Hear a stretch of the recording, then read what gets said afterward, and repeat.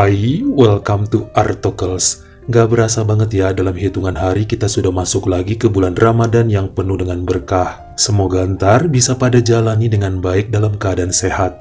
Hari ini kita akan menuju ke kota Vientiane, negara Laos, untuk ngebahas kisah nyata yang mengagetkan jiwa raga sesuai dengan keinginan kamu.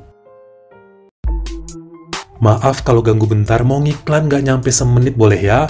Hayo, siapa yang belum subscribe nih sama channelnya Mabar Kriminal yang super seru dan bikin kaget pembahasannya? Emang mantep ya bang channelnya? Udah pastilah, karena berita dan penelusurannya bener-bener bikin penasaran sampai ke akhir video, dan tentu aja editannya ngebawa kamu larut ke cerita yang sedang dijelaskan dengan teliti. Satu persatu videonya kalian nikmati deh, bakal ngalir dan hanyut dengan penyajian yang bisa ngebuka wacana kamu dalam dunia kriminal. Namanya aja channel Mabar Kriminal, ya udah pasti layak untuk jadi salah satu yang wajib kamu subscribe sesegera mungkin. Jangan bingung soalnya link udah saya sematkan di kolom komentar. Habis dari sini, langsung ke sana.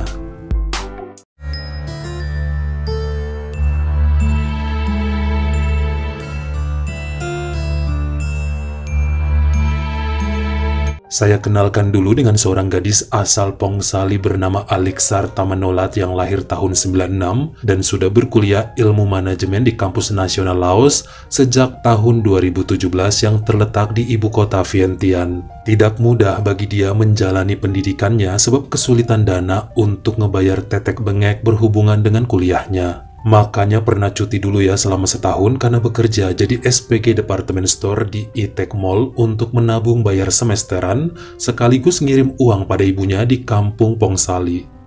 Dirinya dekat dengan seorang gadis lain yang satu jurusan bernama Nami Pimavong yang sebenarnya sih adik kelas, tapi karena emang Aliksar kemarin kan sempat cuti jadi banyak mata kuliah yang barengan. Selain emang mereka berdua juga satu klub pada sebuah komunitas bola voli yang ada di distrik Sisatanak.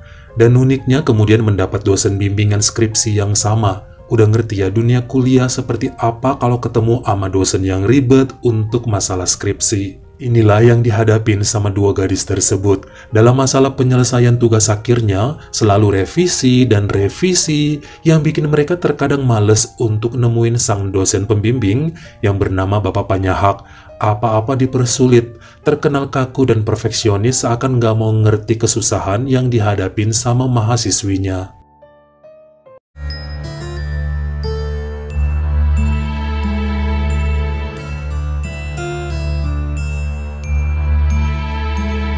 Setelah mengikuti sidang akhir kuliah di bulan Juni 2021, nampaknya bagi Aliksar dan Nami cukup banyak yang harus dilakukan untuk bisa wisuda di penghujung tahun. Ada aja alasan dan cengkunek Panyahak untuk mengundur-undur waktu dengan bolak-balik menggagalkan skripsi yang sedang dikerjakan oleh dua wanita tersebut. Pendahuluannya salah, metodologi penelitian gak sesuai, daftar pustaka dan lampiran belum sempurna, macem-macem pokoknya. Padahal udah sidang kan harusnya cuma melengkapi dikit lagi aja. Mereka stres kalau harus menunda-nunda wisuda sampai ke tahun depannya. Pengen segera punya gelar dan bisa dapat kerja yang sesuai dengan bidangnya. Tapi ya itu tadi, namanya dosen mana bisa sih dipaksa, udah dikejar ampe ke rumah atau ke lokasi mengajar lainnya, tetap aja susah bagi mereka untuk dapat ACC agar tugas akhirnya bisa segera diajukan untuk ikut wisuda. Malah si Pak dosen bilang entar-entar aja, tahun depan aja, gak usah buru-buru. Dia nggak tahu bahwa uang semesteran harus tetap dibayarkan meskipun udah nggak ngejalanin mata kuliah. Hal ini yang kemudian mereka curhatkan pada seorang kawan yang baru aja ACC dan udah pasti ikut wisuda bernama Wijay Saifongsa yang berusia 23. Dia pun gak mudah untuk menyelesaikan skripsinya karena dosen pembimbingnya pun termasuk sulit. Namun ternyata Wijay punya rahasia untuk berhasil dapat tanda tangan persetujuan. Awalnya ragu buat ngomong, kemudian berani cerita bahwa dia disuruh melayani sang dosen sampai puas yang bernama Kidong Tong Sakone usia 51 yang mengundangnya untuk revisi skripsi di sebuah hotel. Wijay sebenarnya normal dan punya cewek, tapi dia mau lakukan demi tugas akhirnya. Cukup mengagetkan ya bagi Aliksar dan Nami karena selama ini udah ada sih desas-desus tentang dosen-dosen gatel yang sengaja mempersulit pendidikan mahasiswanya. Kenyataannya Wijay melakukan hal itu, Tapi gimana kedua gadis itu bisa tahu seandainya Panyahak minta dilayanin? Dia nggak pernah macem-macem, istrinya pun cantik, anak-anaknya sukses dan tampak sebagai keluarga yang bahagia, bukan tipe om-om kegatelan. Makanya kemudian dengan bantuan Wijay diberanikan coba nanya-nanya sama Pak Kidong mengenai karakter Panyahak. Apa mungkin harus disogok dengan uang atau dilayani guna mempermudah semua urusan skripsinya? Lumayan lama ya mendapat jawaban karena Kidong pun bukan tipe mulut ember kalau bukan urusan dia. Bahkan kemudian pemuda itu diomelin dan diancam bakal dibatalkan skripsinya kalau sampai ada yang tahu mengenai hal yang sudah mereka lakukan di hotel sebagai syarat kelulusan Wijay. Akhirnya tetap aja susah ngedapet jawaban dan Aliksar serta Nami jadi bingung.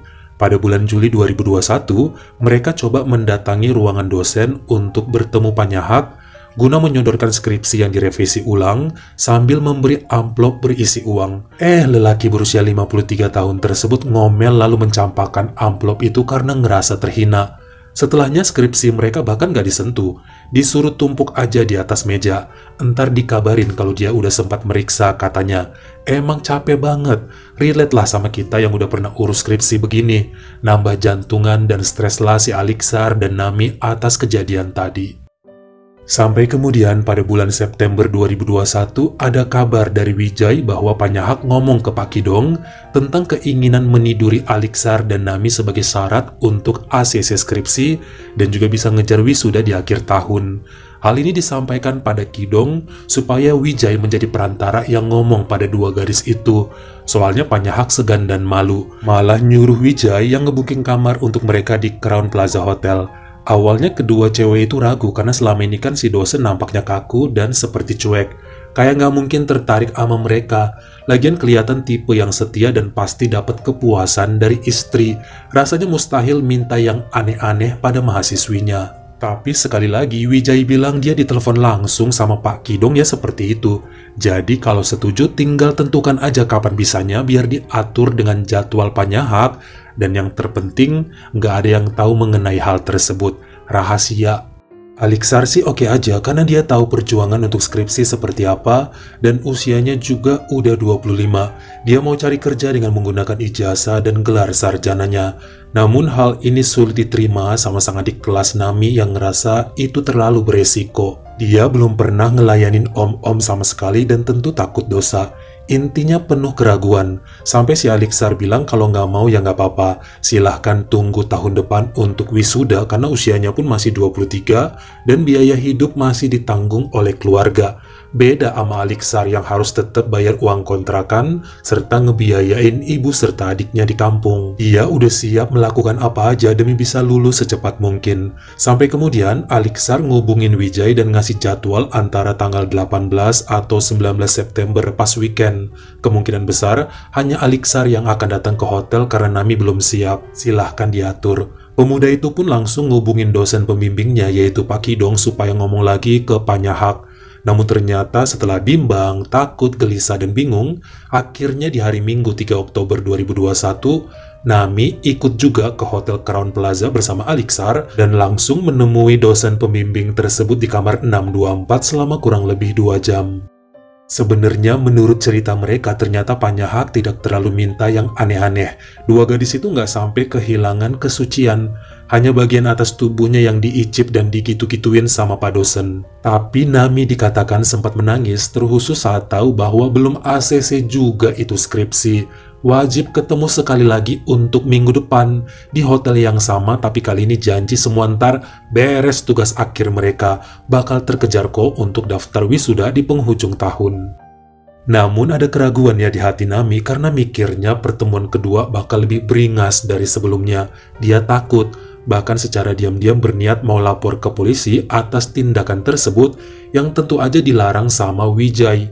Soalnya berabe bisa merembet kemana-mana, bakal kebongkar kasus itu sampai ke Pak Kidong, bahkan ke dirinya sendiri. Ketahuan deh dia memuaskan dosennya itu demi ACC skripsi, bahaya pokoknya. Wijay akhirnya cerita ke Aliksar hingga keduanya sempat ngomel-ngomel sama Nami. Udah dibilang dari awal kalau ragu nggak usah ikut, sekarang malah mau ngelapor. Bukan hanya malu karena kemarin udah terlanjur ngelayanin, tapi juga akan gagal wisuda, gagal cari kerja, pokoknya gagal semua. Jadi mending minggu depan gak usah ikut lagi. Urus skripsi masing-masing, tapi tolong jangan rese. Mereka sempat diam-diaman beberapa hari, namun akhirnya gimana? Tetap aja Nami ikutan juga pada hari Minggu 10 Oktober 2021, tapi kali ini secara diam-diam dia meletakkan handphonenya di salah satu sudut kamar hotel untuk merekam perbuatannya bersama Aliksar dan Panyahak. Nggak ada orang lain yang tahu. Sehari setelah pertemuan kedua itu, Nami punya rencana lain yang lebih cemerlang untuk membuat dosennya kapok.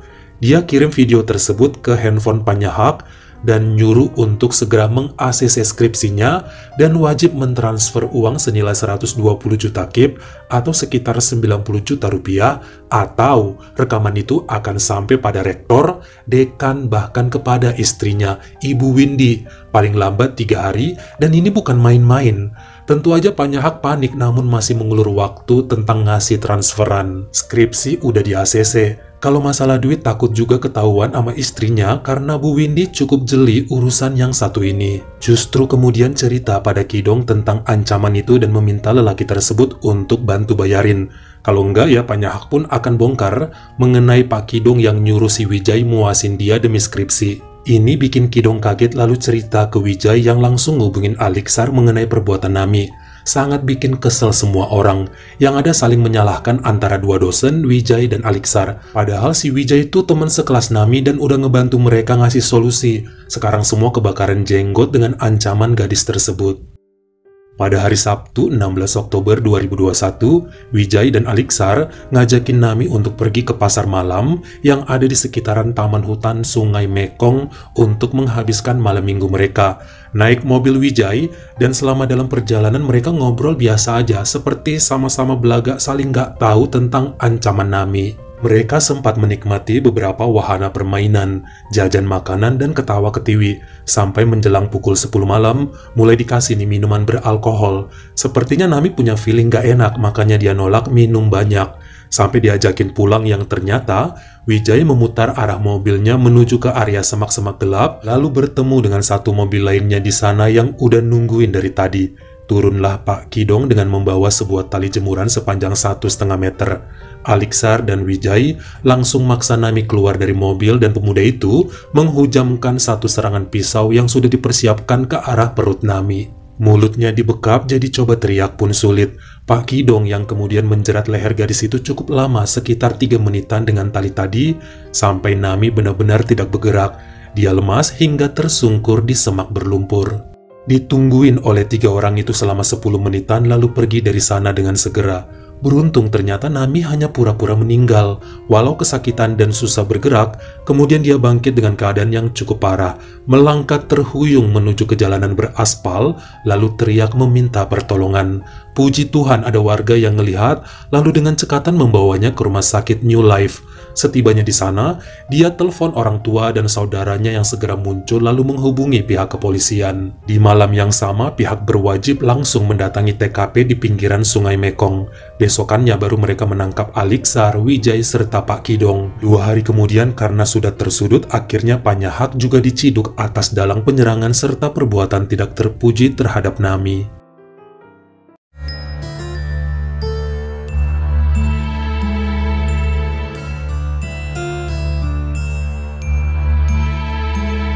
Dari rekaman video di kamar hotel, histori SMS, serta rekaman percakapan telepon, akhirnya polisi berhasil mendakwa keempat orang tersebut. Nami cukup pintar ya, karena dia tuh rajin merekam video maupun suara. Buat jaga-jaga aja katanya, siapa tahu dirinya dianggap bercerita bohong. Itu yang bikin Panyahak marah. Kenapa nggak ikut dilenyapkan handphonenya Nami saat itu? Karena mereka mau bela diri juga susah. Ada buktinya Panyahak menggerayangi mereka di hotel demi skripsi. Wijay dan Kidong sebagai perantara dan Aliksar yang harusnya jadi korban malah ikut berkomplot untuk menghabisi nyawanya. Walaupun di pengadilan gadis itu minta maaf sama Nami karena dia pun targetnya lulus kuliah tahun 2021. Ya nggak ada pilihan, udah dibilang kalau ragu nggak usah ikut ke hotel, kenapa ngikut juga? Berarti dianya aja yang mau karena nggak pernah ada paksaan. Menurut sang pengacara Lair Odon, seharusnya yang salah adalah Nami dengan mengancam laporin ke semua orang mengenai perbuatan Pak Nyahak di hotel. Sengaja si dosen itu ngulur waktu transfer karena nggak mau rugi harus keluar duit. Makanya nyuruh si Kidong dan Wijay menghabisi Nami. Aliksar ngikut karena diajakin Wijay daripada kena lapor ke polisi. Jadi inti masalahnya ya si Nami juga. Kenapa mau ikut ke hotel? Itu pilihan dia sendiri, artinya dia yang salah. Dia kan udah dewasa, bisa tentukan pilihan. Nggak ada paksaan, malah ngancem sampai minta tebusan. Apa yang diperbuat oleh 4 orang itu sama dia adalah bentuk perlindungan diri dari mulut gadis itu yang bisa merusak reputasi mereka. Jadi, kalaupun 4 orang ini harus dihukum karena penyerangan, Nami juga harus dihukum atas pemerasan dan ancaman pencemaran nama baik. Cukup ribet dan lama kala itu sidangnya sebab satu sama lain dianggap berbuat kejahatan yang berkaitan dan nyari biang keroknya seperti bentuk lingkaran, tuduh-tuduhan. Sampai pada hasil keputusannya per hari Selasa 8 Maret 2022, akhirnya hakim di Pengadilan Tinggi Kota Vientiane menyatakan bahwa semua bersalah dengan masing-masing vonis. Pak Nyahak dihukum 10 tahun penjara atas dalang penyerangan serta perbuatan tidak terpuji pada kedua gadis tersebut. Pak Kidong dan Wijay terkena 4 tahun kurungan atas penyerangan terencana dan penggunaan senjata tajam. Aliksar terkena 6 bulan penjara atas konspirasi kejahatan dan juga nggak berusaha nolong temennya saat terluka. Sementara Nami juga terkena 3 bulan kurungan atas pencemaran nama baik, pengancaman, serta pemerasan. Namun 40 hari kemudian, baik Aliksar serta Nami dibebaskan karena berbuat baik. Cuma kena wajib lapor. Mereka diberi dosen pembimbing baru hingga berhasil ikut wisuda di penghujung tahun 2022. Pak Kidong dan Pak Nyahak udah pasti langsung dipecat dari kampus sampai istrinya kemudian susah payah yang ngebersihin nama baik sang suami. Beberapa wartawan dibayar agar tidak meng-up berita ini ke halayak ramai. Namun ya jejak digital tetap aja susah dihilangkan. Bagaimana menurut kamu? Apa pantas semua jadi ikut di penjara yang harusnya jika diomongin baik-baik dan dirahasiakan bisa aja main aman dan semua selamat? Kalian komen di bawah. Kalau kamu suka sama video ini, jangan lupa klik like serta tombol share-nya. Buat yang baru pertama kali mampir, atau udah sering mampir nih tapi belum berlangganan, jangan lupa klik dulu tombol subscribe dan juga dinyalain notifikasinya. Supaya lain kali kalau misalnya saya upload video baru, kamu jadi orang pertama yang tahu. Follow juga Instagram saya jika berkenan di Artokels, S-nya 2, dan jangan lupa untuk nontonin semua video saya yang lainnya. Ingat ya, tetap jaga jari dan juga lidah kita, supaya nggak nyakitin hati orang lain. Terima kasih.